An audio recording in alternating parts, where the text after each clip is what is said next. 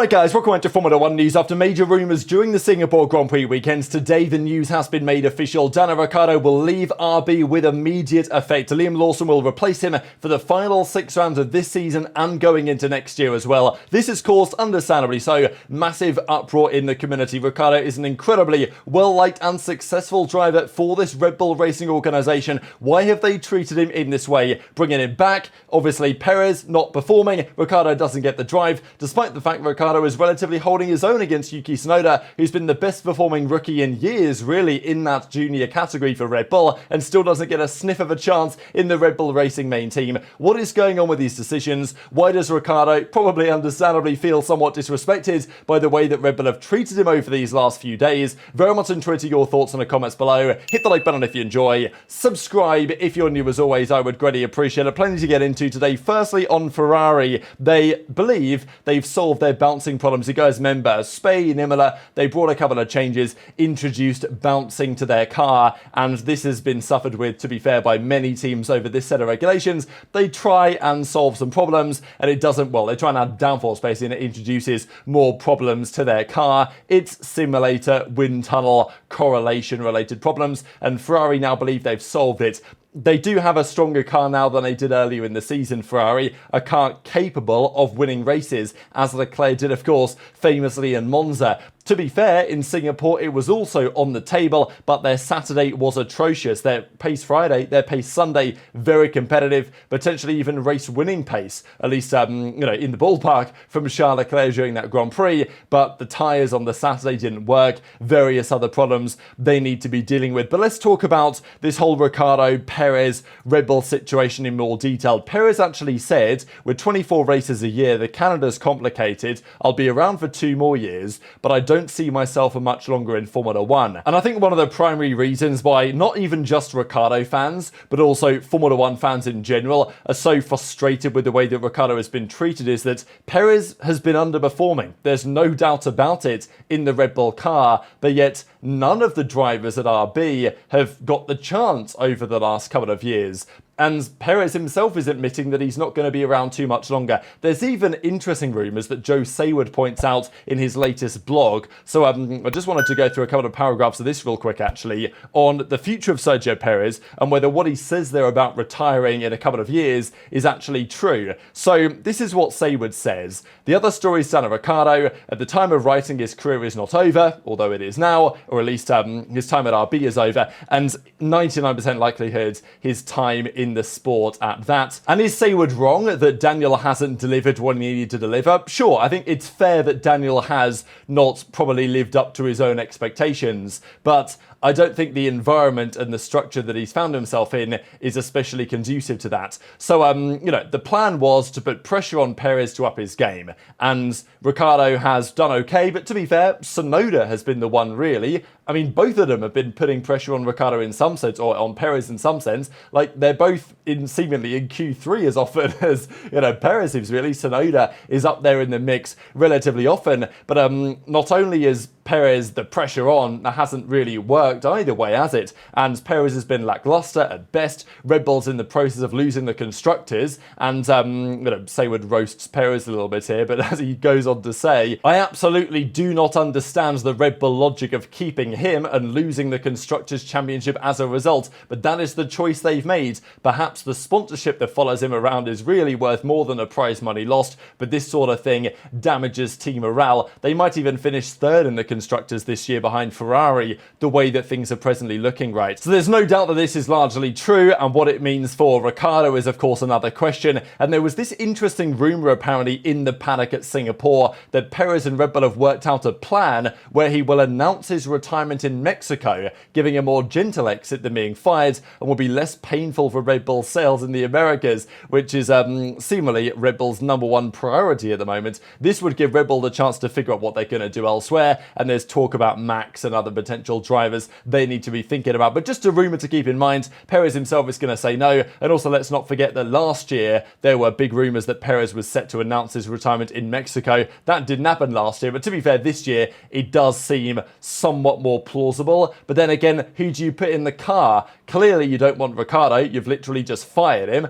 Lawson, unless he does a Colapinto, maybe won't get the drive either. Then you've got to look elsewhere, but everyone's under contract. So what do you do in that scenario? Actually, he does mention here further down Oscar Piastri. Just I wanted to mention this theory real quick, because a couple of months ago now, actually probably quite a few months ago now, when all the Horner, Jos Verstappen drama was happening, and Max was not talking about leaving, but there were rumours that Max might leave, which still exist, and understandably. But there was actually big talk that Perez might need to be fired and Max might just leave, at which point you got no drivers. The two rumoured drivers that they were going to look at were going to be Albon and then Piastri. And Piastri is a very interesting candidate to keep in mind for the Red Bull seat in the next few years, because the question is fair, as Saywood says, on how well Piastri and Norris can really last as a teammate pairing over there at McLaren. The fact that Piastri is getting increasingly highly rated, and for good reason, and of course his manager Mark Webber has a rather interesting and tenured relationship with Red Bull Racing, doesn't he? So there is a few characters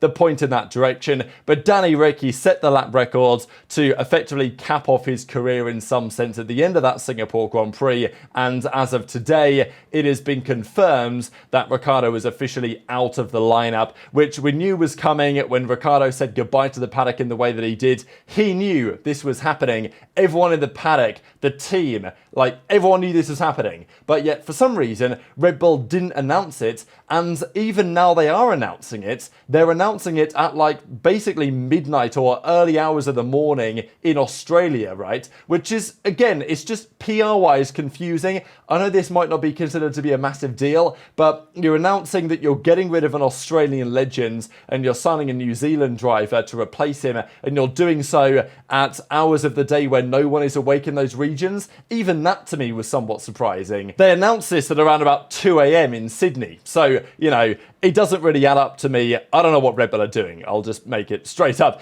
And this is what RB say, Visa Cashapp RB, who, let's not forget, only have those sponsors because of Ricciardo. Like, that was the whole thing. There was even rumours that they didn't want Red Bull to put Ricciardo in the main team because they were going to lose so much sponsorship revenue on the second team. But now they're going to do that. Is it because they're getting paid more money from Perez's sponsors to keep him around longer so they don't need Ricciardo anymore? I just don't get it, guys. But look, this is what Laura Mecki says. He has brought a lot of experience and talent to the team with a fantastic aptitude, and it's helped everyone to develop and foster a tight team spirit. And that's also what was said. Like, look, Ricciardo hasn't been the Ricciardo of old, the Red Bull Ricciardo, the Renault Ricciardo. Obviously, the McLaren stints hurt him, and since he's come back, he's been better, but with a car that isn't quite so good on the brakes, Ricciardo has struggled to some degree, and he is himself admitting, like, look, he's 35, these young guys are very quick, very talented. Maybe on some level he just can't quite keep up anymore as he used to be able to, but he could still give great feedback to the team. That was said quite a few times, actually, by even Tsunoda, who was like, yeah, Ricciardo gives better feedback than I do. So, you know, I've got to work on that. It's important for the team to get good feedback on the car from the drivers. And, of course, Mecki's has his statement as well. He'll be missed. He would always hold a special place in the Red Bull family, which is true, but it's like, the whole way they've handled this is just so bad. Like, the team knew he was going. Like, he knew he was going. And yet he had to sit in front of the media all weekends saying how, well, I don't know, that decision, I guess, is up in the air. Rather than being able to celebrate and appreciate his career. Like, he's gone off into the sunset, never to be seen again in the F1 paddock as a driver. And, you know, Red Bull didn't say anything. It's like, what are we doing right now, given all that he's done for that organisation over the years? And even coming back in the way that he did, helping the team in numerous ways, sponsorship revenue being one of them, and, you know, trying to get the chance of the Red Bull seat.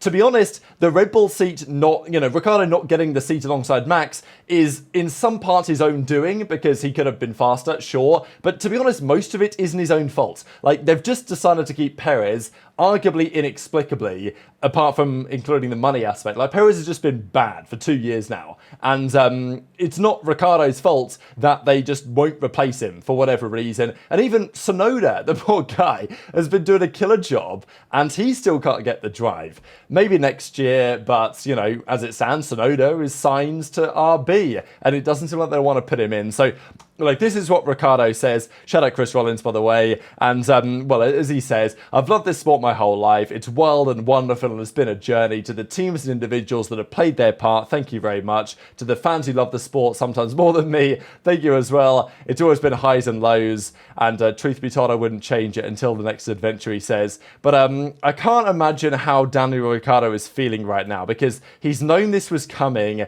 and yet, you know, the way that things ended was just not the way that he would have wanted, and none of the fans would have wanted things to end either. And, you know, has he been bad enough to justify a mid-season firing when Perez is perfectly fine? I mean, no, there's no way. So there's other sides to the story here, and we're going to dive into a few more of them now. One of the questions is, could he return? Could he come back? Red Bull was asked the question, or Ricciardo was asked the question in Singapore, would you come back as a reserve? And he was like, yeah, no way. Last year made a lot of sense to keep one foot in the door, and obviously the big picture was to try and get back in the Red Bull. But, you know, I'm not going to do that again. There's not much point. I'm not going to restart my career, he says. So, yeah, it's pretty much a known thing. This is Ricciardo's last drive. At least in Formula 1, you know, I'd love to see him drive some other series, maybe go to IndyCar or something. I think that'd be really cool. Or, you know, NASCAR even. I think Ricciardo has maybe thought about as an option. He obviously loves it over there in the States, certainly down in Texas. And that's the other thing, they're not even letting him drive the Texas Grand Prix in Austin because they're firing him now in this strange kind of 3-week break, right? And it does make more sense in hindsight now why they would not let RB Lawson go to Williams when they wanted a Sargent replacement, because I guess this was always in the works of Red Bull and for RB as well, but yet nobody knew it was in the works publicly, and Red Bull didn't say it was until today. So, you know, it's just awful. It is just awful in my opinion. So anyway, Ricciardo continuing as an ambassador is an option. It's not impossible. And obviously Marco's talked about it.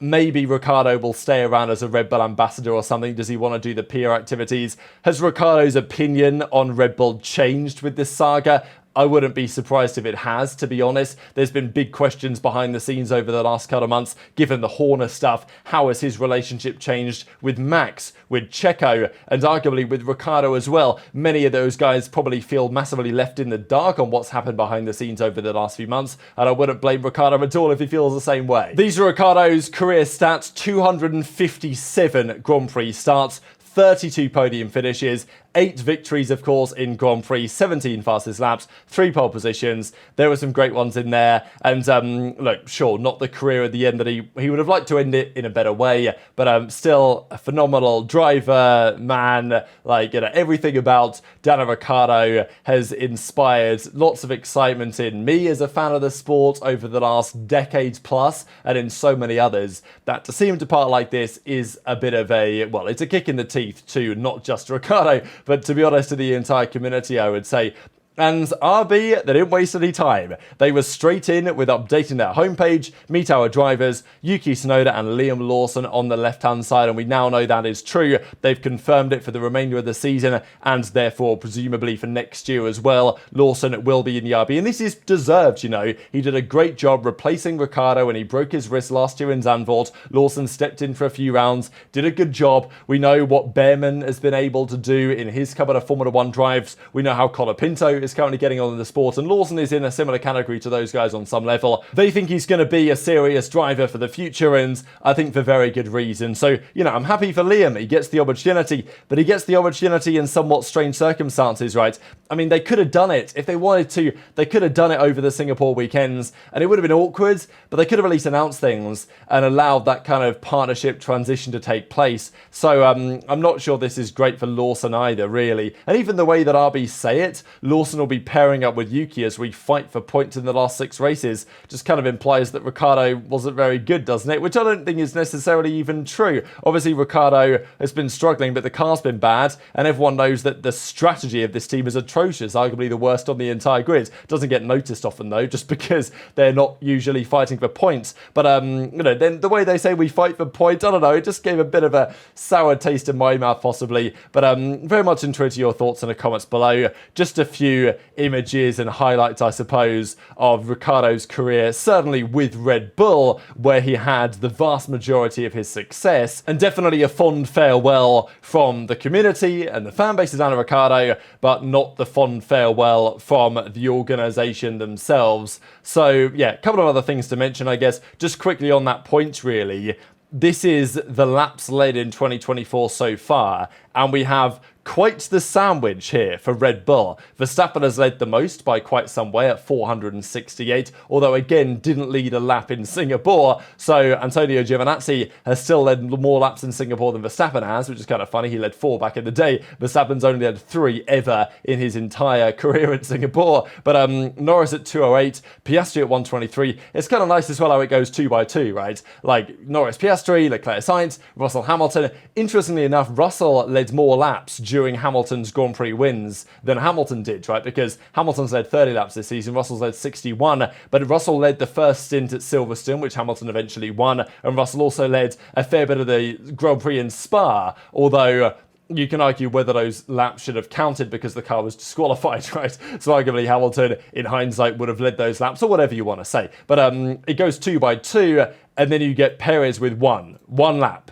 And the only lap, it's not at the beginning of the season, right, where he was potentially fighting for wins in the best car. His one lap was in Monza when everyone else pitted and he stayed out for one more lap. So it's just like kind of embarrassing, to be honest. And you know, if I'm Ricciardo looking at this, I'm thinking like, what do you want from me? Verstappen was giving some other comments as well, saying how this calendar isn't the best, and everyone knows that, and Verstappen's going to say it, and fair play for doing so, because as we full well know, this whole summer break into 4 Grand Prix, into 3-week off season, into triple header, whatever it is to end up the season is kind of ridiculous. But it's about time we leave things there, of course. Daniel Ricciardo's final ever Grand Prix victory then in Formula 1 came for McLaren at Monza 2021. But for the first time since 2012, McLaren have back-to-back victories in the sport. So what is kind of remarkable to me about this is, how have they not done this already, right? Because, okay, sure, since 2012, fair enough, Honda, etc., you know, Mercedes dominance, it is what it is. But this season, they've had the best car for, how would you say, 12 races? Something kind of like that, 11, 12 races. They've probably had the best car, and they've only done back-to-back wins now. I mean, like, fair enough, I guess. But still, there will be questions looking back on this season for McLaren if they don't win both championships. But one of them, they are seemingly certain to keep a hold of this season at least. So very much interested to your thoughts on all of this stuff in the comment section below. Hit the like button if you enjoyed. Subscribe if you're new. Take care. And I'll see you next time.